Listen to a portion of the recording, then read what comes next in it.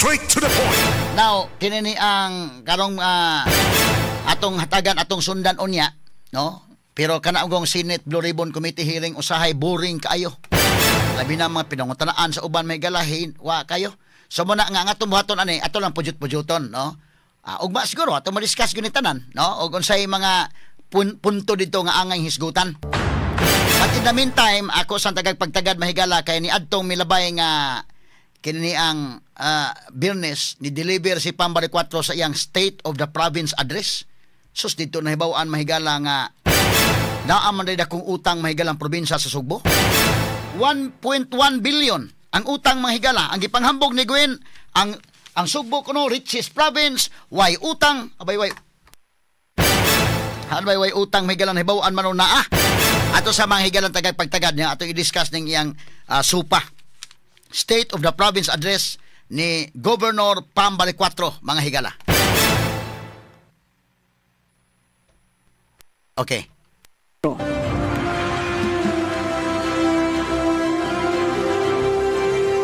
Ay po na jingling soko ka gentleman di po kayo.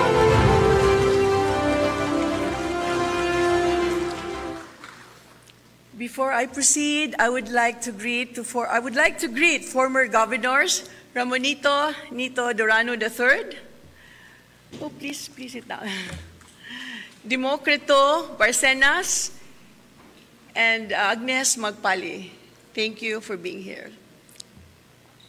And also to our mayors, vice mayors, Congress representatives, regional and provincial directors, department heads, and consultants led by our provincial administrator, Attorney Ace Durano. To the members of the 17th Sangguniang Panlalawigan led by Vice Governor Glenn Soco. To my family, friends, maayong hapon kaninyong tanan. It's been exactly 60 days since I officially took over the leadership of the Cebu provincial government.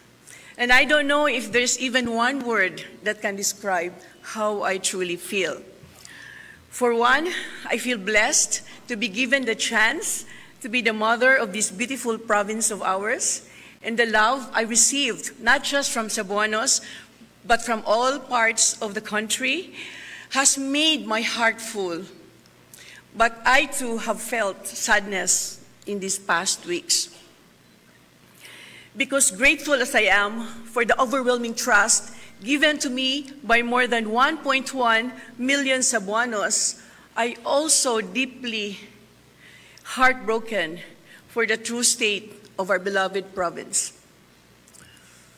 Gubot, guba, gutom, mauni ang among naabtan sa daghang suok sa Sugbo. Okay, fresh dong. Gamay lang ha. O tulo ka G, kini iya mga higalang di iya mga kagalaang gi describe ang probinsya sa Sugbo. G. Gubot, guba, gutom.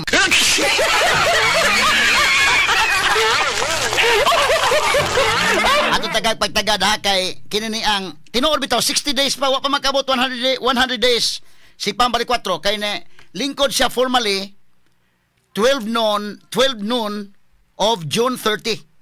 So July 30 days na siya.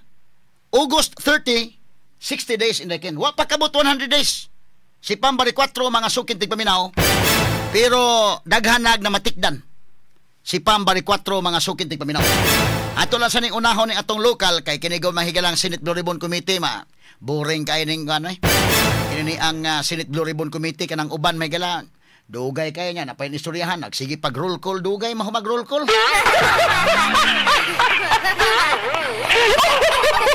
Ari sa tang Pambari 4 palita layon.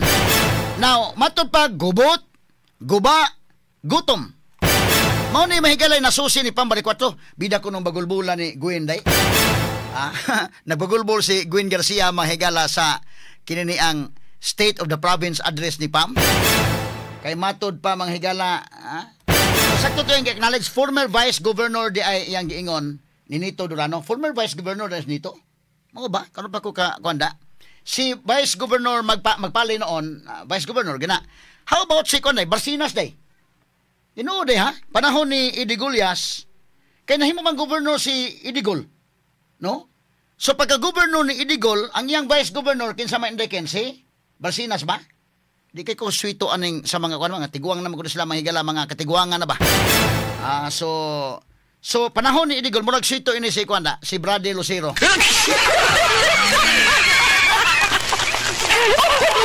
Sa politika sugbo swito kani Brady. Good morning mga Bradix. Kini ang basa politika sugbo sa may swito ana, ha? Okay, so kini ang mo ni ang acknowledge si former Vice Governor Nito Durano, former Vice Governor Agnes Magpali, og ingon man mahigala si kini ang Barsinas. Unsa man si Barsinas nahimo ning governor or Vice Governor? May buntag nga ni Attorney Mukring Barsinas. O panahon ni Cory siguro, no? Kay katumang pagkawagtang ni Marcos, kinis Barsinas lumalaban magini mahigalang Cory. So posible mo to.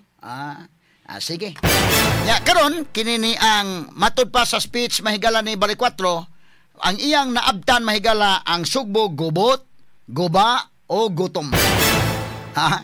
Gubot, guba o gutom. Bugulbul ko guin sa speech ni Bari 4. O niya ngano man ingon si Gwen mga higala matud pa nga kaniadto pagpuli nako wag ko no sa daghang istorya day, ha? Unsay wa daghang istorya nga ang pagpuli gud ni Gwen, timan niha. Niadtong 2019 indeken. Kay si Gwen magod na gobernador siya may gala tulo ka termino. Paghuman napupos niya pagka-gobernador, nahimo isang kongresuman, unya paghuman nabalik pagka-gobernador kay gitabangan ni kanhi presidente Rodrigo Duterte. Straight to the point. Iya lang gigamit si Duterte. Pagkahuman, iyang gibiyaan, iyang gitalikdan. So, 2022 mga kaigalaan, dagan siya. Okay niyang kahimtang. Karon, pagka 2019, pagbalik gud niya, wa may problema day kay si Junjun Davide, o ikaw naminaw ka, Governor Gwen, o wa ka maminaw ka itong mga nasa imong circle nga naminaw nako karon. Sultiin nyo si Gwen nga kining iyang kalaki manggod si Junjun Davide manggod sa dihang nag-turnover si Junjun mahigala buutan kayo doon nagay klarong turnover. Kabantay mo pag-ingon mga higala nga doon na ipahigayon nga turnover between sa team ni Gwen o sa team mga higala ni kining matawag na to mahigala Junjun Davide.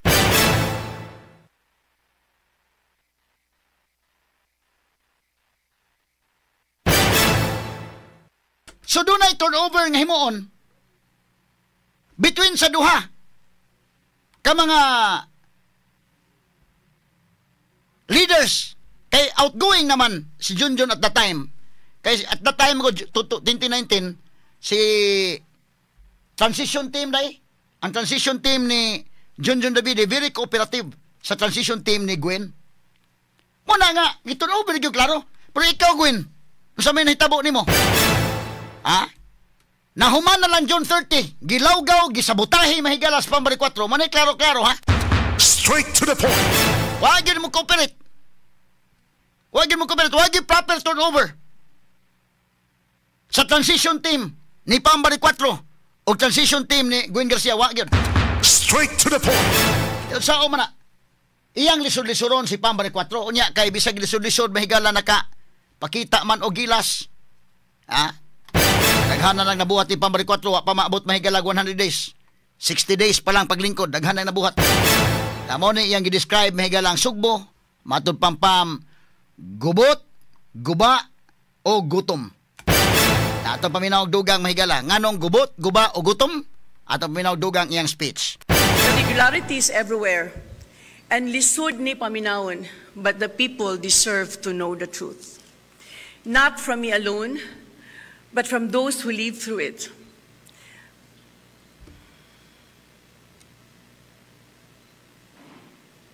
Rolino, nagskwela o nagtrabaho. Bisan sa kapoy nangingkamot ko nga makapadayon og eskwela. Kay wala man ko scholarship, maong nagtrabaho ko sa gabi. Laban lang yun. As a dialysis patient, kay ang pinakalisod jud sa part sad namo is kanang amo ang tambal, amo ang maintenance, Kay if moduol may LGU, di sila makahatag kay wa sila supply. So mapugos mi og kanang palit na usually kay kanang dili ra pa jud isa kubok ang maintenance daghan sa jud siya niya. As a dialysis patient nga 6 years na ko nga nagdaya kay lisod kay wala need siya cash para mapalit og kani ani nga mga tambal niya. Wa ko'y income, wa ko'y trabaho ana, so wala marag kailangan jud mig tabang para sa mo ang medication sa mo maintenance as a dialysis patient. Kuwang ang promosyon sa amuha kay tungod sa competition daghan mo gyud kay competition para dinhi. O pila na kabuk restaurant sa Argao karon daplig dagat nindot kay mga restaurant. Ya kami lupig mi kay gamay ramig kanang puhunan. Ya sila mga elitista na sila daghan sila kwarta. Lisod mi, maglisod mi sa competition, lisod yun mi. Ya nga amo pod usag yun mo follow sa rules lang yun sa gobyerno. Ako si That's just a small part of the millions of Cebuanos affected due to the neglect of the provincial government. Let me be clear, these are not rumors. These are findings. Okay. Gipakita may galang estudyante, gipakita ang dialysis patient, o kinini ang sa natad sa mga negosyante day. Liman ka na. Kana lang na sa negosyante day may gala. Ang Special Education Fund, wa gamita ni Gwen. O sa may ang gihimo, ang importante lang nga makapanghatag og notebook nga doon na mahigala iyang naong nga dako.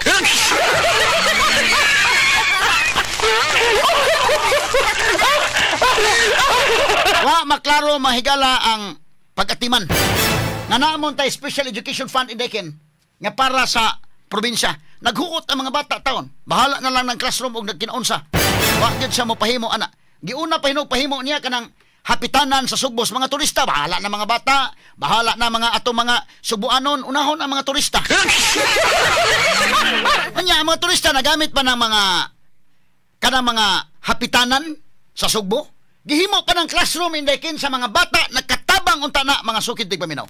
Straight to the point. Pila ka mga hapitanan sa Sugbo ang gihimo ni Gwen Garcia. Napo hapitanan sa Sugbo tag 6 million ang kada usa. Pila man na? 6 million times 10 day. Pila man? Mabutang mga 60 million. Pila ka classrooms ang mahimo unta ana. Straight to the point. Aron unta nga makatabang sa kabataan. O dili classroom ang sige panghimo. Pila ka mga hospitals, pila ka mga tambal unta ana palit ana aron mapahimuslan sa katawhan. Wa mga higala kay iyang priority layman. Suroy-suroy himo mahigalag hapitanan sa Sugbo. Yan sa may nagtabo ng hapitanan sa Sugbo. Tuwa dito ay. Sa Ulanggo. Doon hapitanan sa Sugbo. Gusto kang muadto kay mo CR kami ingon. Alagi kang naduhan, sir.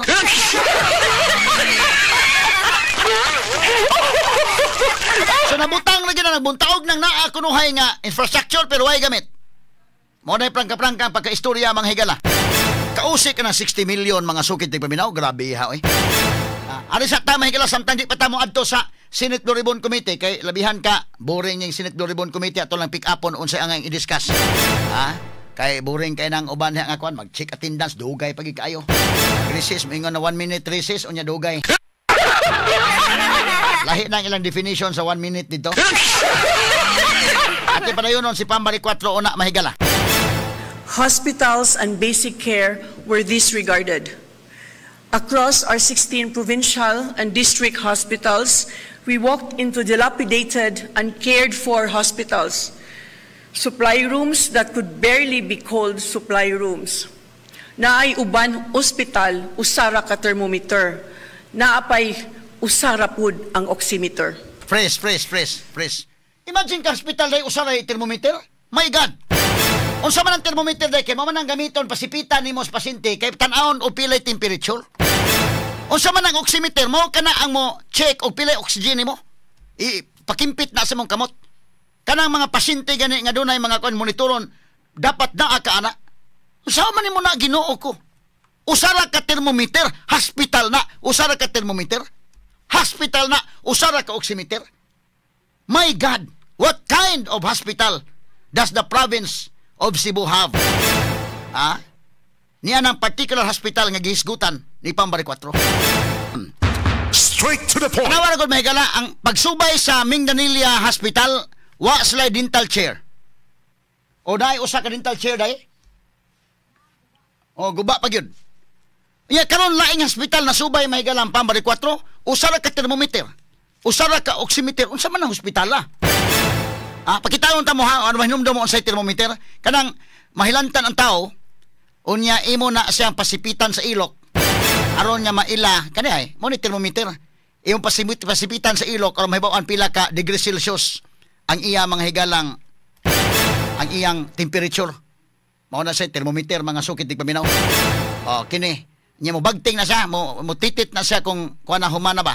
Pagtan-aw ni mo na sa iyang kuan, iyang temperature sa tao, taas mo hilanat mo abot kag 38 40 mong temperature degree Celsius tambalan din ka. Unya kini ni ang oximeter, tanawa ko ng pictures oximeter dong. Kani mo ni oximeter, mo tan-aw na diha mahigala og pila imong oxygen level. Mo tan-aw sa heartbeat, mo na siya mahigala oximeter. Nya usa ra ka buok ang naa ana. Straight to the point. Duha man ni ka klaseng thermometer, doon thermometer nga pasipitan sa ilok, na po thermometer nga murag pusilon lang ka ba, no? Pareha tong COVID mga kagilaan mo na uso. Kanang manual o kining digital, sipitan ka ng manual day nga thermometer. Nya kini panahon sa COVID na uso ni mahigalang kanang murag pusilon lang ka mahigala nga thermometer. Unya kini ni ang prosagad yun kanang mga mahilantan day kanang nas mga hospital kami hilanat yun nga kwan, pasipitan sa ilok, kanang naang maong kwan mo na si thermometer. Imagine, hospital, usara na. Usara ka ba, pag inventory, usara? Ngayon sa may tawag na wala mapasagding hospital, Straight to the point. Hasta may galang oximeter. Nga maoy mo, measure og pila imong oxygen, kaya tanawon man, kung tanawon og imong oxygen ubos, butangan na kag, kuwan na yun, gamitan na kag oxygen na yun. Mo siya, tanawon ang heartbeat, mulutaw diha, pila imong heartbeat. Normal ba imong heartbeat? Normal ba imong oxygen? So tanawon kung oxygen mo 99, 99, 98 at least okay pa na. Pag ubos mo oxygen, butangan na kadag tangke sa oxygen. Yung usala kabuk nanog ang pila ka pasyente nang naa, magkinahanglan mahigala nang mao monitoring. Kuyawa mga sugid tig paminaw. Unya moingon mahigala gwa mabiyain ang hospital, nabiyaan gyud. Panahon ni Governor Gwen Garcia mahigalang hospital, kay giuna niya iyang kiat-kiat pinaagi sa iyang suroy-suroy. Mo nay prangka-prangkang pagkaistorya mga sukid tig paminaw. At padayon ang speech ni Pambari 4 dong.